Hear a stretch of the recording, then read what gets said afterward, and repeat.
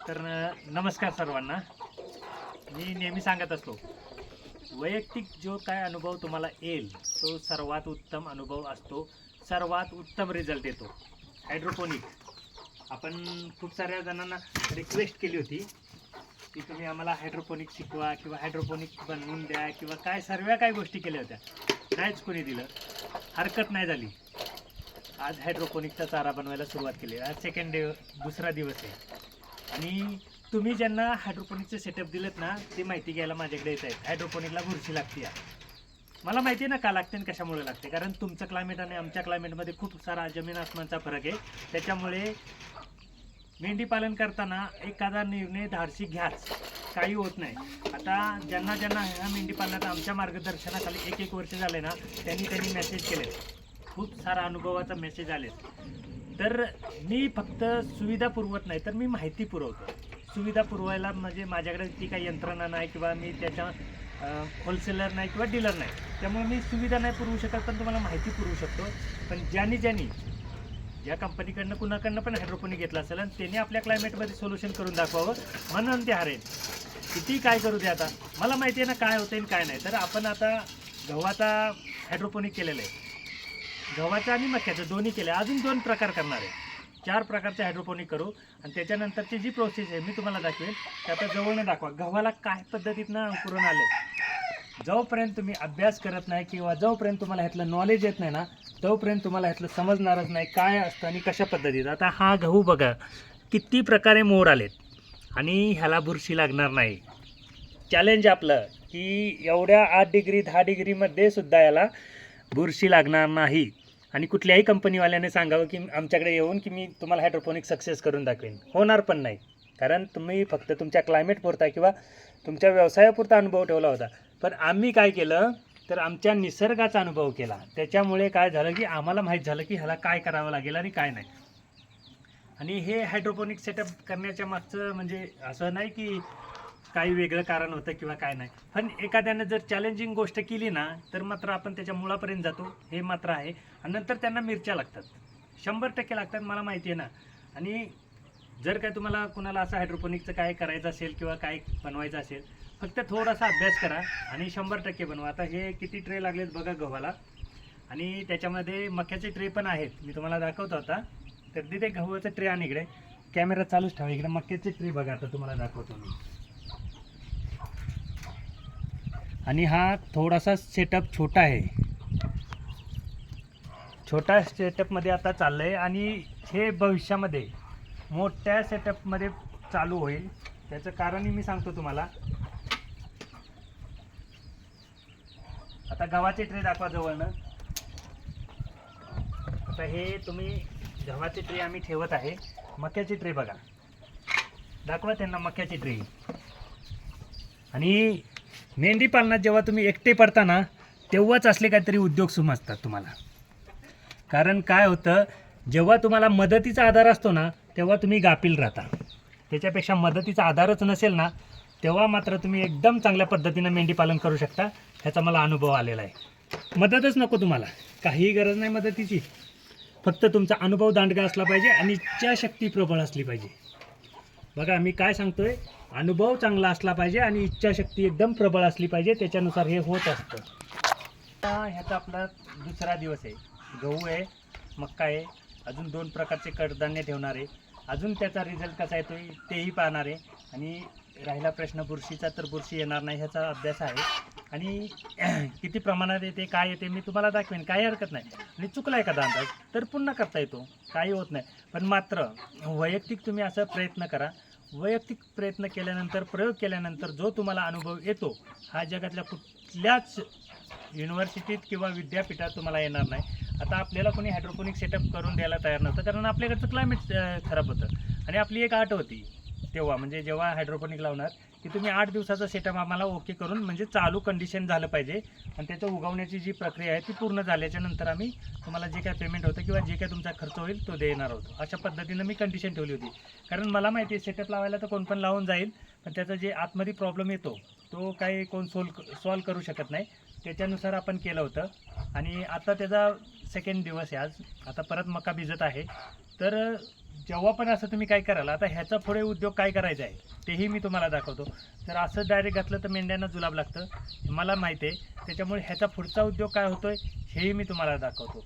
तर असं step by step जर काय करत गेला तुम्ही तर 100% रिझल्ट येतो. घाबरायची अजिबात गरज नाही, अजिबात म्हणजे अजिबात नाही. आणि तसंच त्या पवळे साहेबांनी मला एक मेसेज केला आहे काल, त्या म्हणजे 6 डिसेंबरला त्यांच्या मेंढीपालनाला 1 वर्ष झालं. जेवढ्या घेतल्या होते प्राणी तेवढे गाभण आहेत, प्लस त्याच्यातनं 6 पिल्लं आत्ता आलेले आहेत. म्हणजे त्यांचं म्हणणं असं आहे की जे काय तुम्ही अनुभव सांगता किंवा जे काय तुम्ही आम्हाला मार्गदर्शन करता ते 100% ह्या मेंढीपालनामध्ये बरोबर येत आहे. तर कसं होतं की आपण फक्त जाहिरात करत नाही किंवा आपण नुसते व्हिडिओ बनवून कुणाचे शेअरचे वगैरे तसले काय करत नाही. तर मी वैयक्तिक स्वतः प्रयोग करत असतो आणि स्वतः प्रयोग केल्यानंतर जेव्हा सक्सेस होतात तेव्हा मी लोकांपर्यंत पोचवत असतो. तोपर्यंत मी कोणाला सांगत नसतो. आता कडब्याचा भुस्सा करणे किंवा काय करणे ह्या गोष्टी आम्ही स्वतः प्रयोग केला त्याच्यानंतर सांगितलं. आता स्वप्नील साहेबसुद्धा आमच्याकडनं भुस्सा घेऊन गेलेत, त्यांच्याकडे ज्वारीचा कडबा आहे, सगळं आहे. पण तरीसुद्धा मेंढरं कशी खातात किंवा त्या काय पद्धतीनं खातात ह्याच्यासाठी तो भुस्सा घेऊन गेलेला आहे. तसेच आता आपल्याला ह्या हायड्रोपोनिक्ससाठी घोरपडे साहेबांची एक मदत झाली. तासगावमध्ये घोरपडे साहेब आहे, आपल्याला त्याचा फॉगर मिळत नव्हता, ऑनलाईन मिळतो पण ऑनलाईन आमच्याकडे येत नाही. त्याच्यामुळे त्यांनी एक आपल्याला टायमर दिला आणि त्यांचं जे नियोजन पाहिलं आम्ही, म्हणजे तुती वगैरे जे काय नियोजन केलं आहे त्यांनी, आपलं हातून नियोजन आहे. आणि भविष्यामध्ये त्या घोरपडे साहेबांना ना टफ फाईट करणारा मला तर वाटत नाही की कोण येईल, कारण त्यांच्याकडे 2 का 2.25 एकर तुती आहे, रेशम तुती 2-2.25 एकर आहे. आणि ते जर मेंढी पालनामध्ये कन्वर्ट जर केलं ना त्यांनी तर 100% लाजबाब त्यांचा फार्म होणार आहे, ह्याची गॅरंटी मला आहे.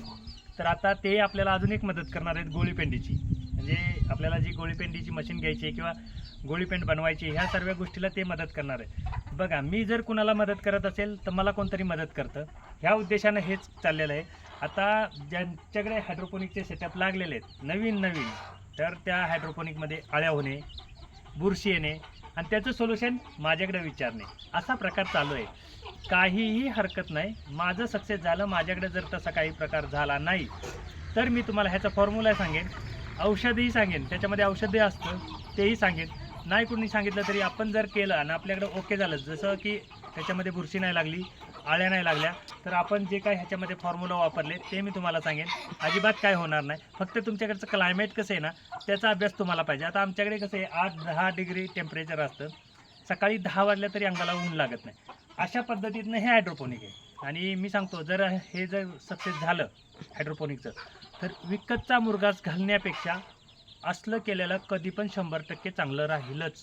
कारण काय होतं, विकतच्या मुरघासामध्ये खूप साऱ्या गोष्टी कमी होतात आणि खूप साऱ्या गोष्टी म्हणजे वेगवेगळ्या असतात.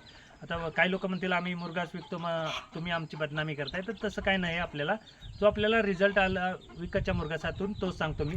त्याच्यापेक्षा 8 रुपये किलोने तेही पडतं. विकतचा जरी मुरघास आमच्याकडे घ्यायचं म्हटलं तरी 8 रुपये किलोनं पडतं. आणि जर मका घ्यायची म्हणलं तर 27-28 रुपयापर्यंत पडते आमच्याकडे. आणि जर बाहेरून आणली म्हणजे कुठूनही बाहेरनं पंढरपूर मसवाड इकडून जर घेतली तर 17-18 रुपयानं भेटती. 1 रुपये 2 रुपये ट्रान्सपोर्ट चार्ज येतो, म्हणजे 18 ते 20 रुपयापर्यंत घरपोच मिळते. आणि त्याचं जर हायड्रोपोनिक जर सक्सेस केलं आणि त्याचं हायड्रोपोनिक सक्सेस झालं तर 2 ते 3 रुपयाला 1 किलो चारा पडेल. आता नुसतं आपण चारा तर घालणारच नाही, मी त्याची पुढची एक प्रोसेस करणार आहे. कारण काय होतंय, आपण प्रक्रिया करत नाही, आम्ही मस्त सांगतो. औषधांची कुणालाही विचारा, भली मोठी लिस्ट सांगतील काय झालं की काय करायचं, काय झालं की काय करायचं, काय होतंय की कसं करायचं. पण आम्हाला त्या औषधांचं मला तर वैयक्तिक काहीच माहीत नाही. आता PPRची लस आणली, उद्या डॉक्टर येणार आहेत, मी स्वतः करत नाही, मला स्वतःला अजिबात अनुभव नाही. पण ह्यांना कसं सांभाळायचं आणि बिना गोळीचं किंवा बिना औषधाचं कसं ठेवायचं ह्याचा अनुभव मात्र मला आहे. आता काल एका दादाने मला मेसेज केला होता की शेअरचं बजेट जे असतं ते मोठं असतं. मान्य आहे की मला शेडचं बजेट मोठं आहे, मला पण मान्य आहे की आत्ताच्या कंडिशनमध्ये असं जर शेड बनवायचं तर 2 ते 3 लाख रुपये लागतील. पण मी तुम्हाला कुठं म्हणतोय की तुम्ही भलं मोठं करा, 5x5 बनवा, 10x10 बनवा, ज्याच्यामध्ये तुमची लहान कोकरं जी आहेत 3 महिन्यापर्यंत त्यांना मातीशी किंवा जमिनीशी काही संपर्क येणार नाही, अशा पद्धतीनं बनवा.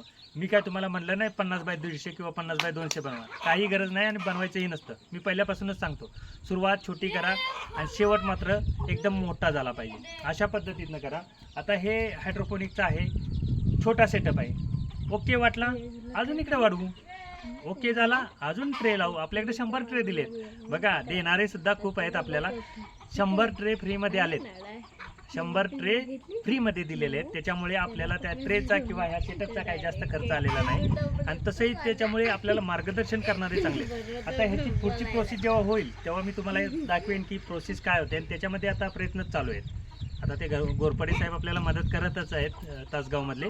कारण त्यांनीही सांगितले तुम्ही फॉर्म्युला तयार करा, आम्ही तुम्हाला तयार करायला मदत करतो आणि सक्सेस झालं की आम्हाला सांगा, म्हणजे आम्ही त्या मार्गाने येतो. म्हणजे अशा पद्धतीत नाही. आणि ते अनुभवी आहेत, माझ्यासारखे नवीन नाहीत. माझ्यासारखं तर नवीन ह्या क्षेत्रात कोण नाही, सर्व अनुभव आहेत. पण कुणी प्रयोग केले नव्हते. कारण प्रयोग करायला थोडीशी म्हणजे अवघड गोष्ट असते आणि अवघड कहाणी असते. त्याच्यामुळे प्रयोग करायला मी तयारच असतो.